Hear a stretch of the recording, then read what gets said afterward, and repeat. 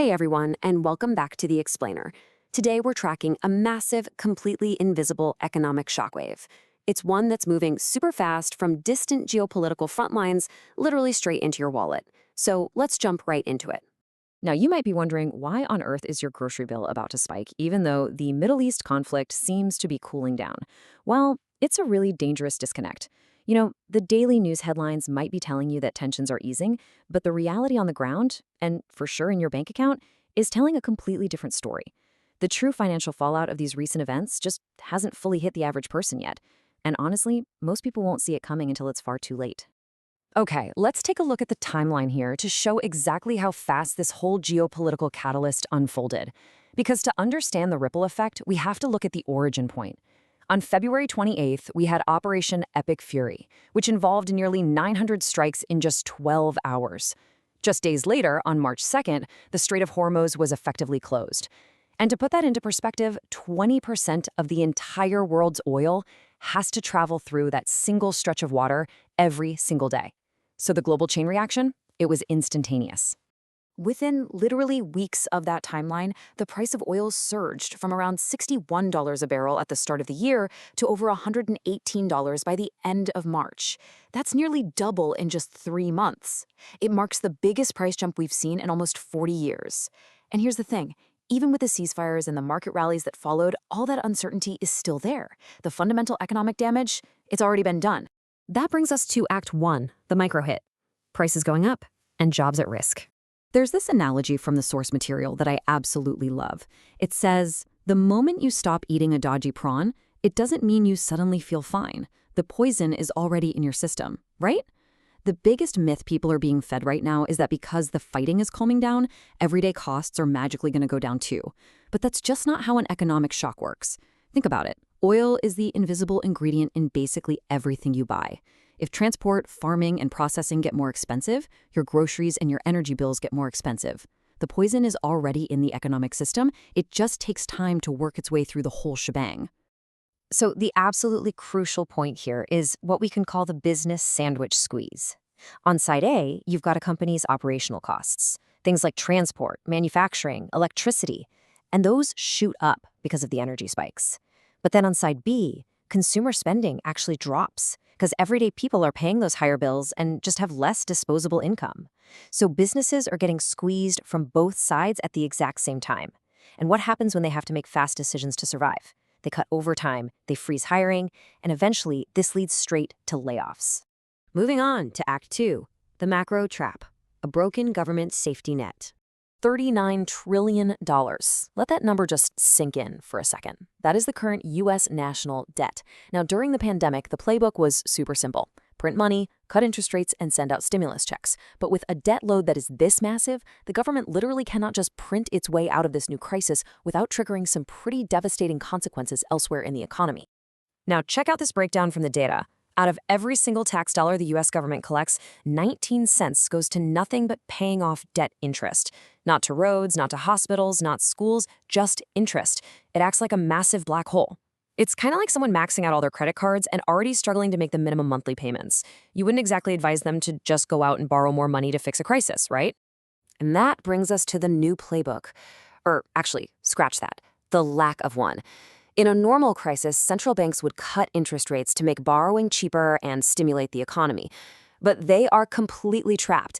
They cannot safely cut interest rates or print money when inflation is already on the rise, especially after oil just had its biggest price spike in 40 years.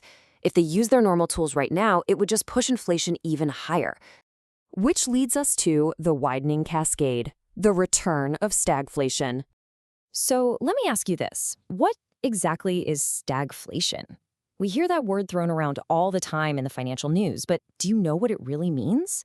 It's a terrifying economic trap, one that the world hasn't really had to properly deal with since the 1970s. Well, the textbook definition is this: an economic cycle characterized by slow economic growth and high unemployment while prices simultaneously rise. It is literally the absolute worst of both worlds. And the current data shows we are knocking right on its door. Recently, U.S. inflation jumped to 3.3%, which was up from the month prior, while Goldman Sachs simultaneously dropped their economic growth forecast down to just 2.1%. If we compare a normal recession to stagflation, you'll see exactly why this is so dangerous. In a normal recession, the economy shrinks, people lose jobs, but because spending drops, prices typically drop too. Stagflation is basically the evil twin. The economy shrinks, but prices keep rising anyway. And it acts exactly like quicksand because the tools used to fix one problem directly worsen the other. If you raise interest rates to fight the inflation, you crush the shrinking economy even further. But if you cut rates to save the economy, you send inflation absolutely soaring.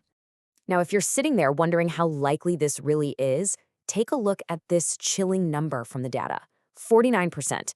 Moody's built this AI prediction model that they tested against 80 years of economic data. And get this, every single time this model crosses the 50% threshold, a recession has followed within 12 months. Not sometimes, every time. Right now, it's sitting at 49%. We are just 1 point away. And the scariest part? That calculation was made before the recent Middle East oil shock even started. All right, Act 3, the global shift, shifting wealth and the inequality gap.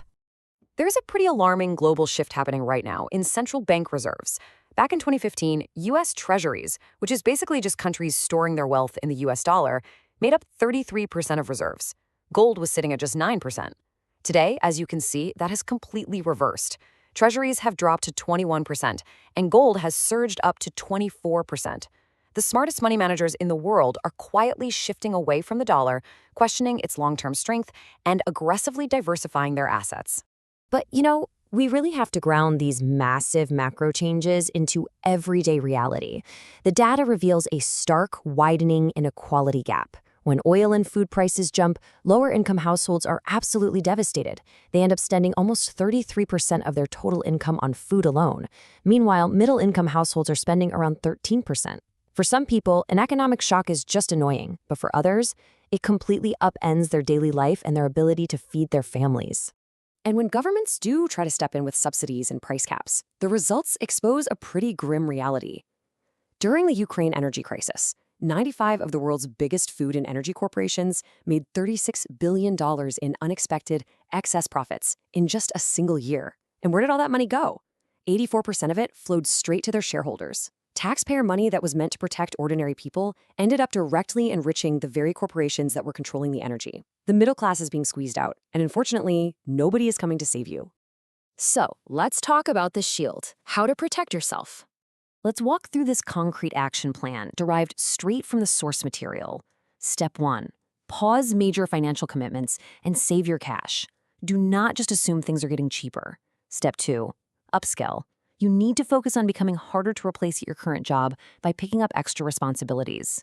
Step 3. Build an online side hustle to diversify your income streams outside of your primary paycheck. And step 4, which is definitely the most crucial one here, do not wait for the government to step in.